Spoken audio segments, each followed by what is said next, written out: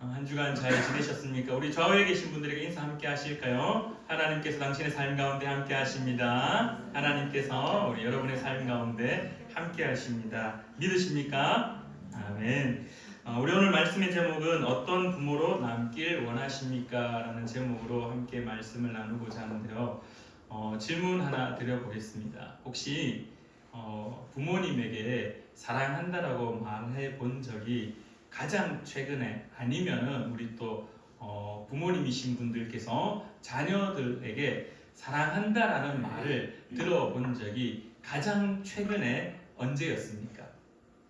혹시 우리 이동주 집사님, 아들과 따님에게 아빠 사랑해 라는 말을 혹시 최근에 들으신 적이 있으신가요? 내가 한 적이 있었거든요. 우리 권 집사님, 우리 옆에 또 아들도 있는데 혹시 권모 형제가 사랑한다라는 말 혹시 최근에 한 적이 있던가요? 네? 이름 그거다면 근데 우리 어쩔 수 없는 것 같습니다. 저도 제가 이제 아주 어렸을 때 말고 이제 성인이 되고 난 이후에 제가 저희 아버지한테 사랑한다라고 했던 적이 딱 한 번 있습니다. 언제였었냐면 제가 신학교 다닐 때, 전에도 한번 이렇게 고백한 적이 있었던 것 같은데요. 신학교를 다닐 때 학교에서 이렇게 예배도 드리고 수련을 하고 딱 들어왔는데 그냥 뭔가 마음에 그 수련회 때 받았던 은혜가 너무 컸던지 내가 지금 고백하지 않으면 언제 고백할 것인가 해서 전화를 이제 차를 운전하면서 전화 이제 스피커폰을 해가지고 뭐 이런저런 이제 일상의 대화를 하다가 그때까지도 여기까지 올라왔다가 다시 내려가고 올라왔다가 내려가고 해가지고 겨우 이 전화 끊을 때쯤에 쭈삣쭈삣 하다가 아빠 사랑해 했는데 지금도 생각하니까 막 오글오글 거리는데요. 그 말 하는 게 참 쉽지 않습니다. 그게 벌써 한 7, 8년 정도 너무 지난 것 같습니다. 그 사이에 또 부모님하고 대화는 참 많이 하는데 사랑한다는 말을 참 쉽지 않은 것 같습니다. 근데 저희 아들한테는 제가 매일 이야기하거든요. 다민아 사랑해, 다민아 사랑해. 학교 갈 때도 다민아 사랑해. 다민이 혼자 학교를 이렇게 문 열고 나갈 때 혹시 제가 피곤해가지고 이제 침대에 누워 있을 때라도 소리를 칩니다. 다민아 학교 잘 갔다 와 사랑해!라고 이렇게 막 하는데 자녀한테 그런 말을 참 잘하는데 우리 부모님에게 그 말 하는 게 참 익숙지 않구나, 참 쉽지 않구나. 특히 아버지한테 말하는 거 참 쉽지 않구나. 제가 저희 어머니하고는 이제 전화기를 붙잡으면은 적어도 10분 이상 통화합니다. 뭐 많게는 30분씩. 그래서 저희 아내가 한 번씩 오빠 어머님하고 뭐 그리 할 얘기가 그렇게 많아. 그렇게 말할 정도로 저희 어머니하고는 막 미주알 고주알 막 이 사소한 것들까지 다 이야기하는데요.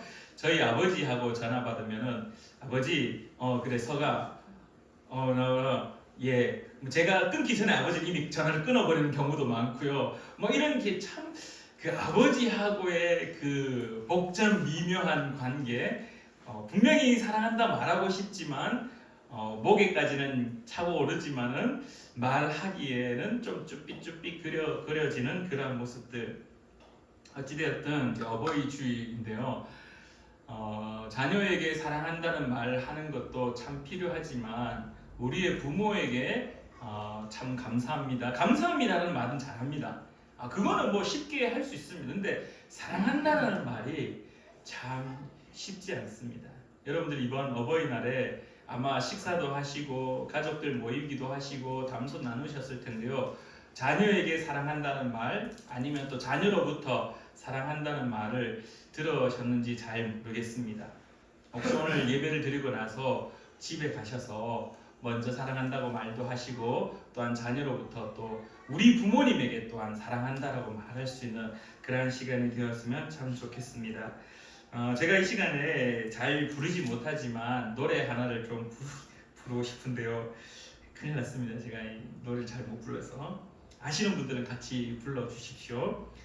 나 실제 괴로움 다 잊으시고 길을 째 밤낮으로 애쓰는 마음 진작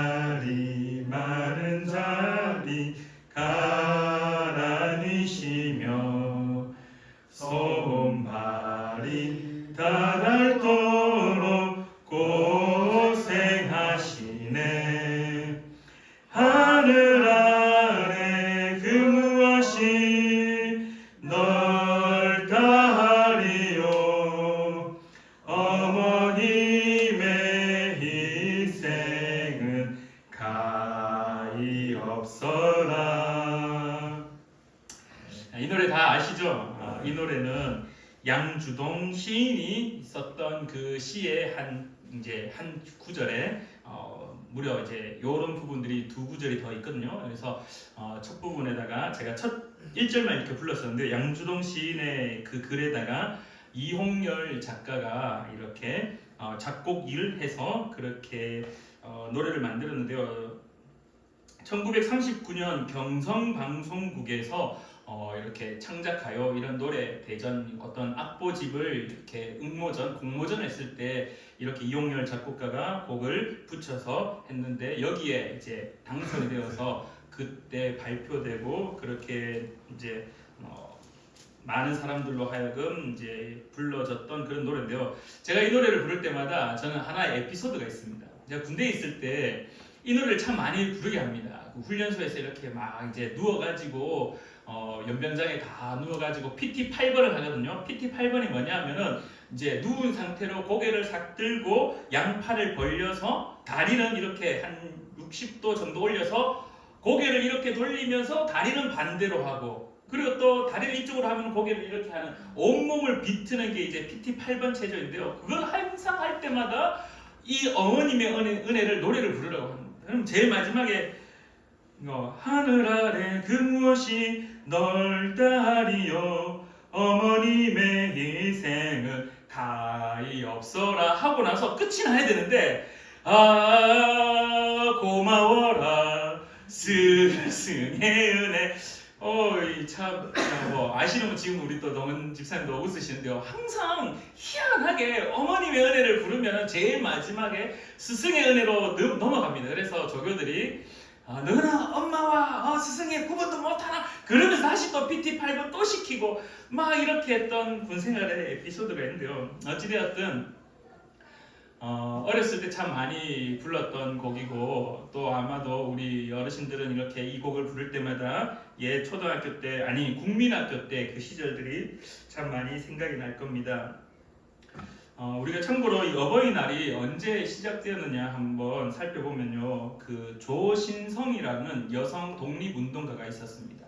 이 조신성이라는 여성 독립운동가가 이 장례식이 언제였냐 하면은 1953년 5월 5일날 들어가고 5월 8일날 이제 마지막으로 이렇게 장례식을 마무리할 때 이때 이 대한 부인의 회원들이 다 모였습니다. 대한 부인의 회원들이 다 모여서 이 조신성이라는 분을 이제 애도하고 그리고 그분의 삶을 다시 생각하고 그분의 장례식을 다 마무리하면서 그 날을 처음으로 어머니 날이라고 그렇게 기념을 하기 시작했습니다.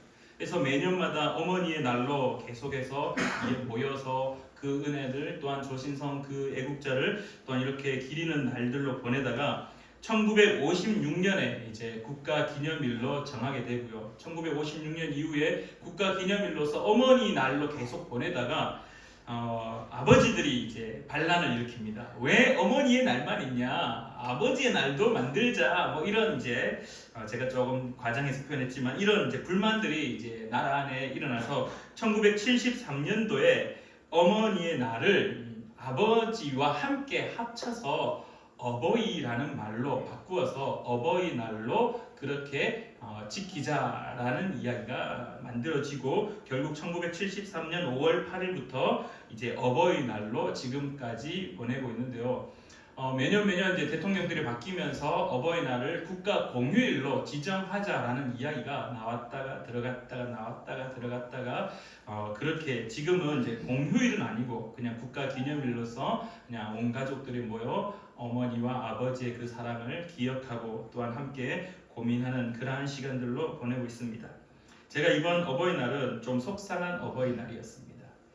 저희 아들이 초등학교 때까지만 해도 편지도 쓰고요, 카네이션도 만들고요, 학교에서 뭘 하나 봐요. 그래서 삐뚤빼뚤 뭐 예쁜 글자 이렇게 써가지고 왔었는데요. 중학생이 딱 되자마자 아무것도 없는 겁니다. 그래서 저희 아들 보고 담이나 어버이날인데 네 편지라도 써야 안 되나? 그러니까, 왜? 이러면서 이 어버이날이 갑자기 속상한 날이 되어버렸습니다. 뭐 어찌되었든 여러분들은 그 은혜들, 그 사랑들을 늘 편지로서 아니면은 말로써 고백하는 그러한 시간들이 되었으면 참 좋겠습니다. 그리스도인으로서 이렇게 이 어버이날을 맞이할 때 성경 속에도 이 어버이에 대한 그 사랑을 고백하는 것, 거기에 대한 말씀들이 참 많습니다. 오늘 우리가 교동문을 읽었던 것처럼 부모를 공경하는 것이 이 땅에서 장수하는 것, 이 땅에서 잘 되는 것의 기본이다라고 이야기를 합니다. 그래서 우리는 머릿속에 어버이를 섬기는 것, 부모님을 공경하는 것에 대한 이미지는 참 많이 각인되어 있고 성경 속에서도 그러한 말씀들이 참 많이 되어 있습니다. 하지만 오늘 우리가 바라보는 시점과 바라보는 관점들은요, 오늘 우리 말씀의 제목이 이렇게 되어 있습니다. 어떤 부모로 남길 원하십니까? 부모가 되면은 자녀로부터 공경받는 것이 당연하다라고 생각할 수도 있습니다.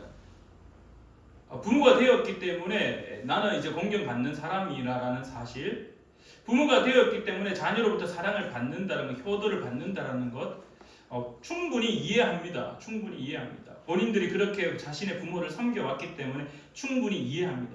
근데 오늘 우리가 놓치고 있는 것이 있다라면은 나는 과연 나의 자녀 앞에 어떤 부모로 남기를 원하는가? 우리가 지난주에 어린이 주일날 우리의 시선과 우리의 관점을 또 한번 틀어버렸습니다. 어떤 자녀, 어떻게 자녀를 키울 것인가에 대한 문제에 앞서서 우리가 우리 자녀를 키울 때 사울의 시선을 내려놓고 다윗이 가졌던 그 마음, 하나님이 그의 삶에 함께 하셨던 그 이야기가 풍성한 자녀로 살아갈 수 있도록 우리가 그렇게 키우자라고 했다라면은 오늘은 또 유사한 관점, 나는 그렇게 자녀를 키우고 싶어 하는데 나는 과연 내 자녀로부터 나는 어떠한 부모로 보여지고 있는가? 우리의 자녀가 나를 바라볼 때 나를 어떤 부모로 생각하고 어떤 부모로 여기고 있는가라는 모습을 우리가 함께 좀 고민해 보고자 합니다. 오늘 본문 말씀은 사무엘상 2장에 등장하는 1장부터 나오는 이 엘리 제사장과 그의 두 아들 홈니와 비느하스에 대한 이야기들을 좀 나누고자 하는데요. 여러분들도 알다시피 이 엘리 제사장은 이제 사무엘상에 시작하면서 마지막으로 등장한 제사장. 그래서 혹자들은 이 사사 시대의 끝 지점에 서 있었기 때문에 이 엘리가 제사장임에도 제사장이라고 1장에서 반드시 언급하고 있기 때문에 제사장과 동시에 재판을 하였기 때문에 사사라고 이야기하는 그런 분들도 신학자들도 있습니다. 그래서 사사의 끝 시절, 마지막 사사, 결국은 이제 왕정 시대로 넘어가는 그 사이에 있었던 이 엘리와 사무엘 마지막 사사 시절에 이 제사장이었던 엘리, 이 외에는 특별하게 다른 정보는 많이는 없습니다. 그냥 이제 나이가 많았고 할아버지였고 그리고 마지막 죽음의 시간을 볼 때, 죽음의 장면을 볼 때 그의 몸이 이렇게 비둔하다라고, 살이 쪘다라고 그렇게 성경은 말하고 있습니다. 그리고 난 이후에 또 다른 정보는요, 이제 두 아들이 있었던 홈니와 비느하스가 있었다라는 것. 여러분들 홈니와 비느하스가 어떤 인물인지 다 아실 겁니다. 어떤 인물입니까? 이 홈니와 비느하스는 하나님으로부터 죽임 당하는 그러한 불운의 제사장입니다. 홈니와 비느하스도 제사장입니다. 사무엘상 1장에 이 엘리 제사장과 똑같이 두 아들 제사장 홈니와 비느하스도 제사장으로 언급하고 있습니다. 그래서 마지막 블레셋 이제 사무엘상 4장 이후에 블레셋과 전쟁이 났을 때 언약궤를 들고 나갔던 사람이 누구냐 하면 이 홈니와 비느하스였거든요. 그래서 그 홈니와 비느하스가 결국 제사장으로서 언약궤를 들고 나갔지만 결국은 그 전쟁에서 언약궤도 빼앗기게 되고, 그리고 그 소식을 들었던 이 엘리 제사장은 어떻게 되었냐 하면은 그가 앉은 자리에서 몸이 비둔한 상태였기 때문에 어떤 뭐 이렇게 좀 뭐라고 해야 될까, 빠릿빠릿한 움직임을 할 수 없었기에 그가 그 소식을 들었을 때 그 자리에서 목이 이렇게 꺾어져서 목이 부러져서 죽게 되는 그런 비운의 제사장입니다. 어찌되었던 오늘 이 가문을 이야기를 통해서 오늘 우리 부모로서 어떤 신앙을 가져야 될지 아니면은 또한 이 부모로서 어떤 부모로 자녀에게 비춰져야 되는지에 대해서 함께 좀 고민하고자 하는데요. 먼저 이 두 아들에 대한 이야기를 다시 한번 해보고자 합니다. 사무엘상 2장 12절부터 17절까지 보면은 이 홈니와 비나스가 얼마나 악한 자인지 성경은 말하고 있습니다. 이 사람들이 제사장입니다. 제사장은 제사를 지냈던 그 제물을 먹고 사는 사람입니다. 근데 언제 먹느냐 하면은 하나님께 아름다운 향기를 다 드리고 난 이후에 하나님께 제사를 다 드리고 난 이후에 그 남은 것을 제사장들이 먹게 됩니다. 근데 오늘 성경은 무엇이라고 말하냐 하면은 12절에 어떻게 표현하냐 하면은 엘리의 아들들은 행실이 나빠 여호와를 알지 못하더라라고 말하면서 이 제사에 대한 제물들을 제사를 드리기 전에 이미 가로채버립니다. 중간에서 가로채버립니다.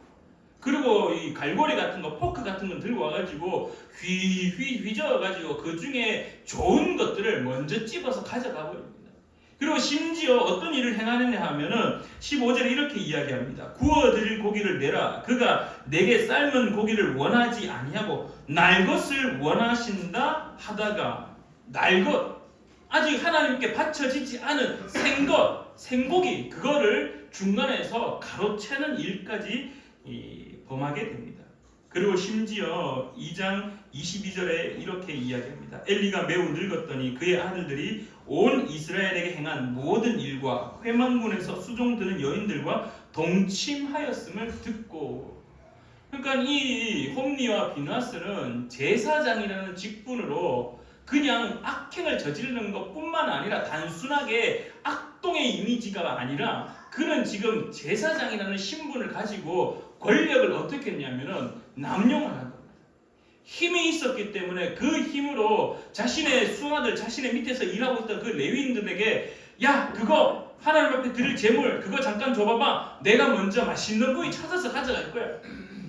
야, 너희들 회막문에 수종되는 여인들, 너희들 그 일 멈추고 잠시 나하고 와. 나하고 하룻밤을 보내야 돼. 그러니까 이 권력을 가지고 있었던 이 권력을 가지고 제사장이라는 직분을 가지고 이 교회 안에서 이 하나님의 예배드리는 그 성막 안에서 남용을 하고 그 권력을 오용하고 그 권력을 모든 사람들 앞에 펼쳐버렸다는. 그래서 이 말씀, 이런 모습들을 하나님이 무엇이라고 이야기했냐면은 2장 17절에 이 소년들의 죄가 여호와 앞에 심히 크면 그들이 여호와의 제사를 멸시함이었더라.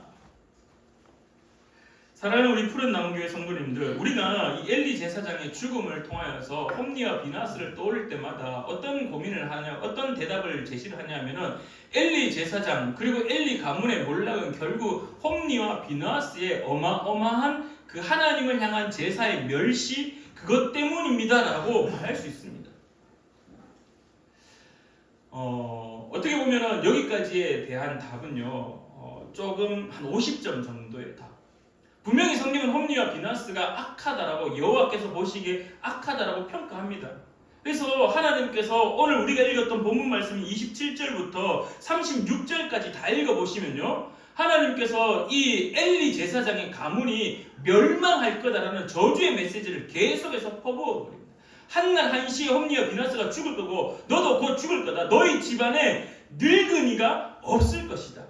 너희 집안에 늙은이가 없을 거다라는 말이 무엇입니까?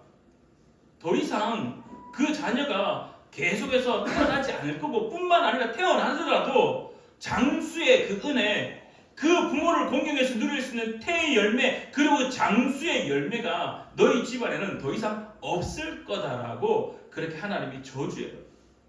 근데 이 원인이 홈니와 비나스의 악행, 꼭 이것만인가라는 질문 앞에 그렇지 않다라는 겁니다. 엘리 제사장이 이 이야기를 듣습니다. 이 고기를 휘저어서 중간에 가로챈 것들, 날 것을 먹으려고 이야기했던 것들, 그 제사장이라는 그 직분을 가지고 많은 사람 앞에 의시되고 있었고 자신의 힘을 과시하였고, 그래서 심지어 회막문에 수종되는 그 여인들을 빼앗아 가지고 동침해버리는 그러한 엄청난 잘못을, 악행을 저질렀을 때 이 엘리 제사장도 아버지로서의 행동을 하긴 합니다. 그게 바로 23절입니다. 그들에게 이르되 너희가 어찌하여 이런 일을 하느냐 내가 너희의 악행을 이 모든 백성에게서 듣노라. 다 안다. 너희들이 악행했던 거 이제 다 안다. 그러면서 내 아들들아 그리하지 말라. 내게 들리는 소문이 좋지 아니하니라. 너희가 여호와의 백성으로 범죄하게 하는도다. 자, 여러분들 한번 질문해 보겠습니다. 지금 엘리의 두 아들이었던 홈리와 비나스가 엄청난 악행을 저질렀습니다. 그때 이후에 그 일을 다 알게 된 이 엘리 제사장이 오늘 22절과 23절, 24절을 통해서 아들을 훈계하는데요. 이 훈계가 어떤 훈계의 모습인 것 같습니까? 정말 막 어마어마하게 호통을 치고 막 네 내 집 자식 아니다. 뭐 문중에서 파버릴 거다라고 할 정도로 어마어마하게 큰 훈계의 모습인 것 같습니까? 아니면은 그냥 보여주기 위한 그냥 대충 그냥 흘려보내는 훈계인 것 같습니다. 오늘 본문에 나와 있는 23절과 24절 그리고 특별히 24절에 내 아들들아 그리하지 말라라고 했을 때의 뉘앙스는요. 정말 그것을 멈추기를 바라서 내 아들의 정신 상태와 내 아들의 이 어떤 생활의 습관들 정말 잘못된 길로 가고 있으니까 이거 다 뜯어 고쳐버리겠다. 이거 싹 다 내가 막 몽둥이 땜질을 하더라도 막 회초리로 막 몸을 때릴지라도 이 아들의 잘못된 습관을 고치겠다라는 그런 뉘앙스가 전혀 아닙니다. 그냥 많은 사람들이 보고 있으니까 어쩔 수 없이 자신 아들에게 그냥 한 소리 하는 겁니다. 보여지기 싫어. 왜냐하면 거기에 대한 답이 오늘 우리가 읽었던 본문 말씀 29절에 등장합니다. 이렇게 말씀합니다. 하나님께서 지금 이제 하나님의 사람을 통해서 엘리에게 말하는데요. 너희는 어찌하여 내가 내 처소에서 명령한 내 재물과 예물을 밟으며 내 아들들을 나보다 더 중히 여겨. 내 아들들을 나보다 더 중히 여기다.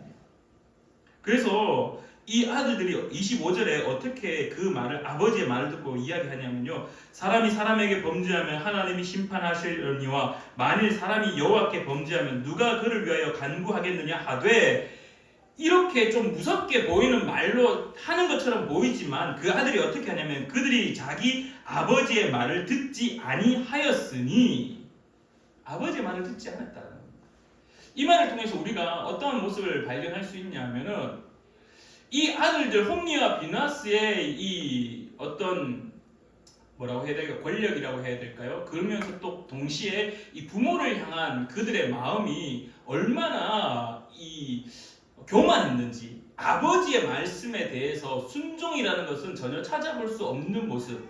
근데 반대로 또한 아버지도 아들에게 이야기할 때 그 아버지의 어떤 권위라고 해야 될까요? 아버지로서 아들에게 이야기했을 때 그 아들이 들을 수 있는 그런 가정의 환경이라고 해야 될까요? 그런 모습들이 전혀 나타나 있지 않다는 겁니다. 왜냐하면 하나님의 사람이 29절에 그렇게 이야기합니다. 네 아들들을 나보다 더 중히 여겼다라고 성경은 반드시 이렇게 이야기하고 있습니다. 그 말은 오늘 홈리와 비나스와 엘리 이 가정의 모습 우리가 한번 상상해 보면요. 아버지도 그렇게 무서운 아버지가 아니었던 것 같습니다. 특별히 신앙적으로. 그냥 일반적인 삶의 환경은 잘 모르겠습니다. 근데 특별히 이 신앙적인 모습에서 이 엘리가 홈리와 비나스를 대하는 모습이 그렇게 막 권위가 있거나 신앙적인 권위, 신앙의 어떤 반듯한 모습들 어떻게 보면은 아들로서 아버지의 신앙의 모습을 본받을 수 있는 그런 모습들이 잘 없었던 것으로 보여집니다. 그냥 아들을 품어주는 그냥 아버지, 그냥 오냐 오고 네 그래도 잘못했지. 근데 그거 하면 안 될 것 같은데 정도의 훈계의 모습. 그러니까 홈리와 비나스도 그렇게 심한 악행을 하였음에도 불구하고 아버지의 말을 듣지 않는 것. 심지어 이렇게 이야기합니다. 25절에 사람이 사람에게 범죄하면 하나님이 심판을 하시려니와 만일 사람이 여호와께 범죄하면 누가 그를 위하여 간구하겠느냐. 네 하나님 앞에 악행을 저질렀으니까 홈리와 비나스의 정신 차려라 라고 말했지만 그 뉘앙스는 우리가 알고 있는 신앙의 권위가 있고 신앙의 본이 되는 아버지로서 자신의 자녀가 잘 될 수 있는 길로 지팡이와 막대기로 막 훈계하여서 가르치는 아버지가 아닌 모습을 보이고 있다라는 겁니다. 많은 사람들이 이야기합니다. 엘리 가문의 몰락 그 원인이 무엇인가? 그 원인이 무엇인가? 홈리와 비나스가 하나님 앞에 잘못된 제사의 모습들, 악행을 저질렀고 그 수종을 드는 여인들과 그 동침하였던 그러한 모습들, 하나님 보시기 악행을 했기 때문에 25절 마지막 절에 여호와께서 그들을 죽이기로 뜻하셨다라는 그 말씀. 근데 여러분들 홈리와 비나스만의 잘못이냐라고 이야기한다면 그렇지 않습니다. 오늘 성경 우리에게 가르치고 있습니다. 29절 하반절에 이렇게 이야기합니다. 네 아들들을 나보다 더 중히 여겼다. 그 다음에 또 이어서 무엇이라고 말하냐면은 내 백성 이스라엘이 드리는 가장 좋은 것으로 너희들을 살찌게 하느니라. 이스라엘에 드리는 가장 좋은 것, 하나님 앞에 드리는 그 모든 예물로 하나님께만 올려드리는 것이 아니라 어떻게 했냐면은 홈리와 비나스만 살쪘다가 아니라 너희들 모두다. 여기에서 너희들이라는 것은요, 홈리와 비나스뿐만 아니라 엘리까지도 포함된다라는 겁니다. 그러니까 결국 그 가정의 그 집안의 몰락의 원인은 어떻게 보면은 아버지에게 있다라는 겁니다. 엘리에게 있다라는 겁니다. 엘리가 제대로 처신을 하지 못했기 때문에 그의 아들들 역시 똑같이 그러한 행동을 하고 있다라는 겁니다. 그래서 하나님이 이 엘리의 가문에게 이렇게 이야기합니다. 30절 마지막 하반절에 이렇게 이야기합니다. 나를 존중히 여기는 자를 내가 존중히 여기고 나를 멸시하는 자를 내가 경멸하리라. 그러니까 지금 엘리의 가문 전체가 어떻게 했느냐? 홈리와 비나스만이 하나님의 앞에 나아가는 그 제사를 멸시하고 무시했던 것이 아니라 이 엘리조차도 하나님을 향한 예배드리는 모습과 하나님을 향한 삶의 모습 속에서 하나님을 존중하는 모습이 사라져 버렸다라는 겁니다. 여러분들 오늘 앞서 제가 이렇게 언급드렸습니다. 엘리 그리고 홈리와 비나스가 이스라엘에 드리는 가장 좋은 것으로 너희들을 살찌겠다. 이것이 어떻게 드러나냐면요, 4장 마지막에 이 엘리가 죽음을 맞이합니다. 죽음을 맞이할 때 이 엘리의 모습을 어떻게 표현하냐면요, 4장 17절과 18절에 소식을 전하는 자가 대답하여 이르되 이스라엘이 블레셋 사람들 앞에서 도망하였고 백성 중에는 큰 살육이 있었고 당신의 두 아들 홈리와 비나스도 죽임을 당하였고 하나님의 괴는 빼앗겼나이다 라는 이야기를 전쟁터에서 돌아온 사람이 엘리에게 선포합니다. 선언합니다. 그럴 때 하나님의 괴를 말할 때에 엘리가 자기 의자에서 뒤로 넘어져 문 곁에서 목이 부러져 죽었으니, 목이 부러져 죽었습니다. 근데 그냥 죽었다라고 말하면은 될 텐데, 끝날 텐데, 성경의 저자가 하나를 더 덧붙입니다. 무엇이라고? 나이가 많고 비대한 까닭이라. 비대한 까닭. 굳이 목이 부러져 죽은 사람을 굳이 살쪘다는 말을 하지 않아도 될 법한데 그냥 죽었다라고만 해도 참 그 집안이 어마한 하나님으로부터 저주받은 집안인 걸 보여줄 수 있는데 꼭 비대했다라는 말을 한 이유가 무엇일까? 바로 오늘 29절 하반절에 있었던 것, 하나님께 드려야 될 것들로 자기들을 살찌웠다는 것을 그대로 죽음의 장면에 기록하였다라는 것입니다. 사랑하는 우리 푸른나무교회 성도님들, 어떤 부모로 남기를 원하십니까? 어떤 부모로 남기를 원하십니까?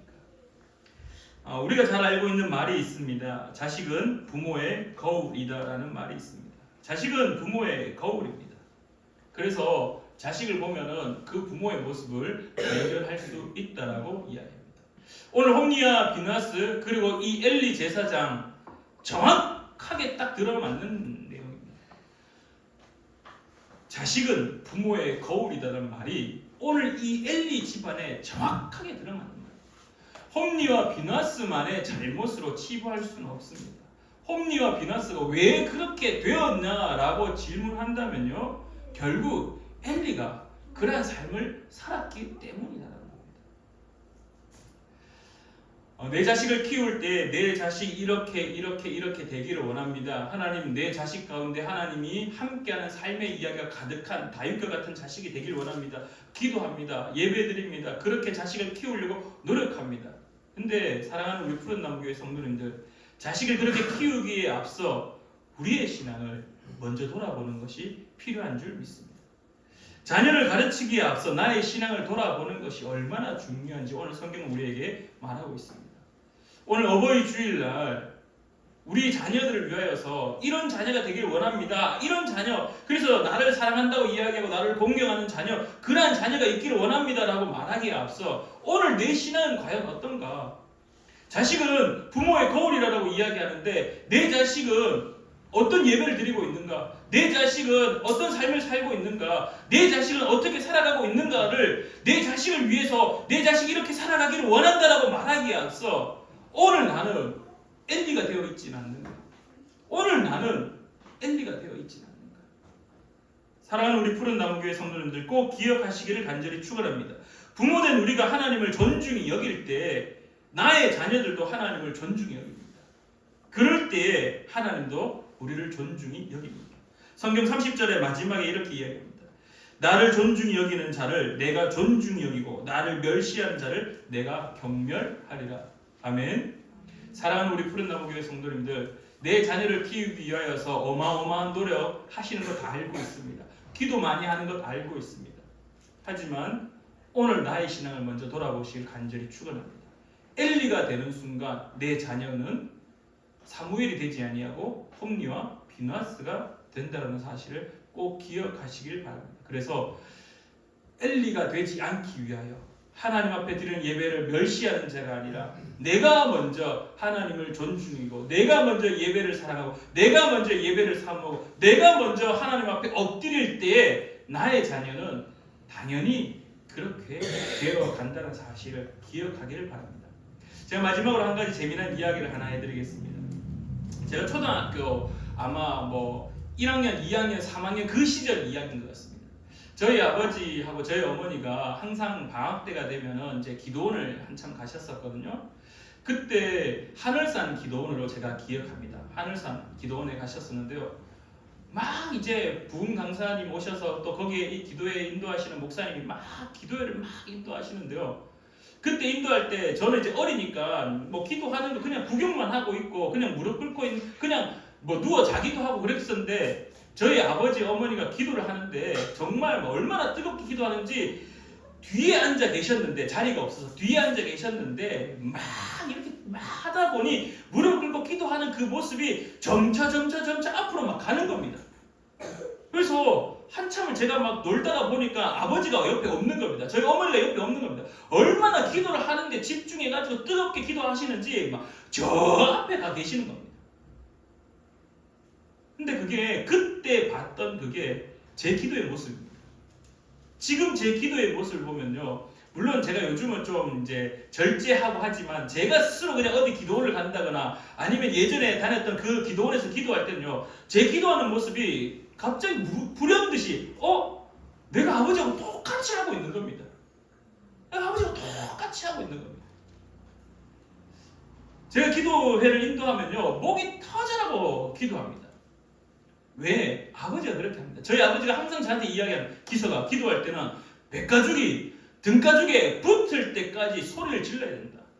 그렇게 소리 내서 크게 불러야지 물론 그게 꼭 그것만이 정답은 아닙니다. 기도의 방법에 여러 가지가 있습니다. 침묵 기도도 있고 관상 기도도 있고 묵상 기도도 있고 여러 가지 방법들이 있습니다. 근데 보고 배운 게 도둑질이라고 아버지가 그렇게 기도하니까 그게 다인 줄 알고 그렇게 기도하던 저의 모습 불현듯이 발견되어지는 것. 사랑하는 여러분들이 하나님 앞에 예배드리고 하나님을 존중히 여기는 것. 여전히 지금도 저희 아버지는 하나님 앞에 말할 때 최상의 언어를 쓰라고 이야기합니다. 그래서 기도할 때도 기도하옵나이다, 기도 드리옵나이다 이 말 하기를 제일 좋아하십니다. 어디든지 예배를 하러 갈 때 설교하러 갈 때 양복 입고 가기를 원하십니다. 왜? 하나님 앞에 말씀드리는 자로 예복을 입고 전하는 것. 저는 청소 예배 때 이렇게 막 양복 안 입고 막 하지만 근데 그것들이 늘 저에게는 부담이면서 동시에 저에게 가르침입니다. 사랑하는 여러분들의 삶이 그렇게 되기를 간절히 축원합니다. 자녀로 하여금 여러분들이 본이 되어서 여러분들로 하여금 여러분들의 자녀의 신앙들이 만들어져 갈 수 있기를. 그래서 나의 신앙이 먼저 어떻게 되어 있는가 늘 돌아보는 자. 내 자녀의 신앙을 위해서 먼저 막 내 자녀 너 이렇게 해야 돼 라고 하기에 앞서 내가 먼저 그 일을 감당해 나가는 자. 그래서 내가 먼저 하나님을 존중할 때 나의 자녀들도 하나님을 존중하게 되고, 그럴 때 하나님도 우리를 존중히 여긴다는 사실을 기억하는 저와 여러분 되기를 간절히 축원합니다. 기도하겠습니다. 참 좋으신 하나님 아버지, 하나님, 엘리 집안의 그 무너짐이 홈리와 비나스의 잘못으로 바라보았지만, 그러나 정작 중요한 그 부모가, 그 엘리가 그 집안을 몰락시켰던 가장 큰 원인임을 오늘 발견합니다. 하나님 아버지, 사랑하는 우리 푸른나무교회 성도님들, 자신의 자녀들을 위하여서 많은 노력을 하고 있지만 혹시 하나님을 존중히 여기는 데 있어서 소홀히 하고 있지는 않습니까? 혹시 내 자녀는 오구오구 키우고 있지만은 내가 하나님을 향하여 엎드릴 때에는 하나님의 예배를 혹시 가볍게 여기고 있지는 않습니까? 사랑하는 우리 푸른나무교회 모든 성도님들은 하나님을 존중히 여기고 그 하나님 앞에 엎드리며 경외함으로 나아갈 때 우리의 자녀도 그 예배의 모습을 배운다는 사실을 기억하여서 엘리의 가문의 멸망함을 바라보며 나는 그러지 않아야 된다라고 고백하며 하나님을 존중히 여기는 자로 살아갈 수 있도록 주님 도와주시옵소서. 오늘도 함께 예배드리게 하여 주심에 감사드리며 예수님의 이름으로 기도드립니다. 아멘.